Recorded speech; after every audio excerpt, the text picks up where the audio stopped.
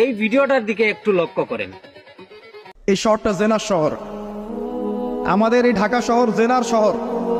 আপনাকে এটা বোঝার জন্য আমার লেকচার না শুনে আপনি পেপার পত্রিকা ঘাটেন, অনলাইন সার্চ করেন, দেখবেন এই শহরে আনাচে কানাচে জেনা হয় এবং ওপেন জেনা হয়, মানুষ জেনাকে হালাল মনে করে। এই শহরের যুবক যুবতী যারা একে অপরের সাথে বয়ফ্রেন্ড গার্লফ্রেন্ড কালচারে লিপ্ত আছে, এটাকে তারা হালাল মনে করে, কেউ হারাম মনে করে না।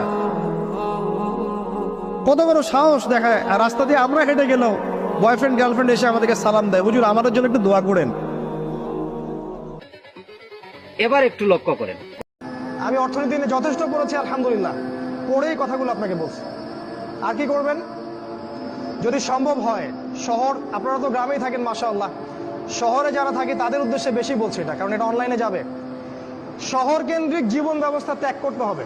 শহরে আপনি বাঁচতে পারবেন না, টিকতে পারবেন না, শহরগুলো ধ্বংস হয়ে যাবে। আল্লাহ পাক বলেছেন ওয়াইম মিন ক্বরিয়া ইল্লা নাহনু মুহলিকুহা ক্বাবলা ইয়াউমিল কিয়ামাহ, কিয়ামতের আগেই প্রত্যেক নগরী আমি ধ্বংস করে দিব, আল্লাহ পাক বলেছেন।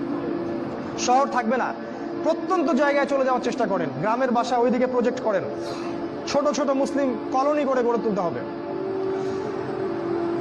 এই কাজগুলো করতে পারেন। আর কিছু করতে পারেন, শারীরিক প্রস্তুতি নেন, ফিজিক্যালি, যুবকদেরকে বলবো ফিজিক্যালি প্রস্তুতি নেন, ব্যায়াম করেন, ভালো খাবার খান, নিয়মতান্ত্রিক জীবনযাপন করেন, এলোমেলো জীবনযাপন করবেন না। আর নিয়মতান্ত্রিক জীবনযাপন করার সবচেয়ে উসওয়াতুল হাসানা হচ্ছে রাসূলুল্লাহ সাল্লাল্লাহু আলাইহি ওয়াসাল্লাম। উনার সুন্নাহ মাফিক জীবনযাপন করেন, আপনি ভালো থাকবেন। কারণ সামনের দিনগুলোতে আরো ফিতনা বাড়বে। কি সুন্দর না এটা? এডিটিং।